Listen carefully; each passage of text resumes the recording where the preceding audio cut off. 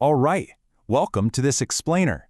Today, we are completely tearing down the HDFC Platinum Times credit card to uncover its true value and, yeah, those sneaky hidden costs. If you're trying to figure out if this card still deserves prime real estate in your wallet, you're in exactly the right place. We're going to look strictly at the raw data, the fine print, and the actual math so you get the complete picture. So, let's jump right in. For our agenda today, we are covering an introduction to the card, the welcome offers and perks, how earning and redeeming rewards actually works, a breakdown of the fees and charges, and finally, the eligibility criteria and our final verdict. Okay, moving right into part 1, introduction to the card, focusing on its positioning and user profile. So this card is firmly positioned as an entry to mid-range lifestyle product. Basically, it was custom built for young professionals and beginners who go pretty heavy on weekend entertainment. If your monthly budget looks like a steady diet of movie theaters, eating out, and online shopping, well, this card was literally engineered for you. But here is a really interesting twist right off the bat. HDFC has actually paused new applications for this specific card. You can't just go apply for it today. But hey, if you already have it in your wallet, pay close attention, because every single benefit, reward multiplier, and discount we're about to dive into, they're all still fully active for you. Which brings us to Section 2, welcome offers and perks, specifically looking at lifestyle and entertainment. Now, the welcome bounty on this thing is pretty sweet. You get a complimentary Times Prime annual membership, which is worth 999 rupees, plus access to e-vouchers worth about 5,000 rupees.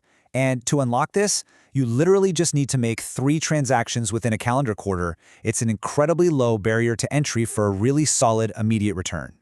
But the absolute star of the show, the core appeal of this card, is a massive 50% discount on movie tickets booked through Book My Show. Now, of course, you've got to read the fine print. The maximum discount is capped at 600 rupees per transaction, and you can use this for up to 4 tickets a month. And as a nice little cherry on top, you also get 50 rupees off your popcorn and drinks once per user. Seriously, if you're a cinema lover, this one single benefit is the anchor of the whole card. But the entertainment doesn't stop when the credits roll. You also get up to a whopping 40% off your dining bills at select restaurants when you pay using the Swiggy Dine Out app. Or, if you're more of an Easy Diner fan, they've got you covered there too, with up to a 15% discount, which is capped at 1,500 rupees via Pay Easy. Next up, Section 3, earning and redeeming rewards. Let's look at the core math. Okay, let's break down the numbers. Your baseline earning rate is 3 reward points for every 150 rupees you spend, but check out that accelerated multiplier. That rate jumps all the way up to 10 points per 150 rupees for weekday dining. HDFC is basically directly incentivizing you to use this card when you grab dinner out from Monday through Friday. However, and this is absolutely crucial, you have got to know where the bank limits you. Your reward points on groceries are strictly capped at 1,000 per month, utility and telecom bills capped at 2,000 a month, and even more importantly, you get absolutely 0 reward points on fuel, EMI conversions, wallet loads, and education payments made via third-party apps like Cred or Check. Don't get caught off guard by that.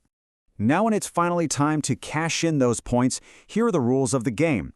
Points have to be redeemed through the HDFC Net Banking catalog. They do expire after 2 years, so no hoarding them forever. And this is a big one. Be prepared for a 99 rupee redemption fee plus 18% GST every single time you request a payout. You really have to factor that fee into the overall value of your points. Let's move on to Section 4, understanding fees and charges, or as I like to call it, the true cost. The baseline financial commitment just to hold this card is a 1,000 rupee joining fee, followed by a 1,000 rupee annual renewal fee. And don't forget, an 18% goods and services tax applies to that, bringing your actual out-of-pocket cost to 1,180 rupees.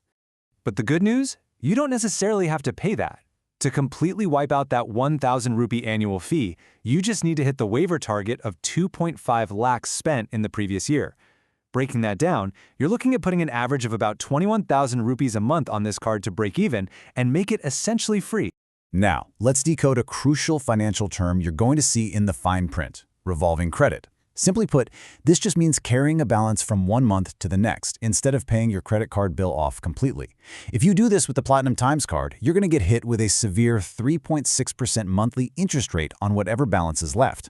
That compounds to a staggering 43.2% annually. So golden rule, Always pay your balance in full. There's another tricky term to watch out for: foreign currency markup. Basically, this is a fee charged whenever you buy something in a currency other than the Indian rupee. On this card, it's set at a relatively high 3.5%. So whether you're traveling abroad or just buying software from an international website, you are paying a 3.5% premium on every single one of those purchases. Finally, Section 5, Eligibility and Final Verdict. Let's weigh the pros against the cons. Even though applications are currently paused, looking at the historical eligibility tells us exactly who this card was meant for.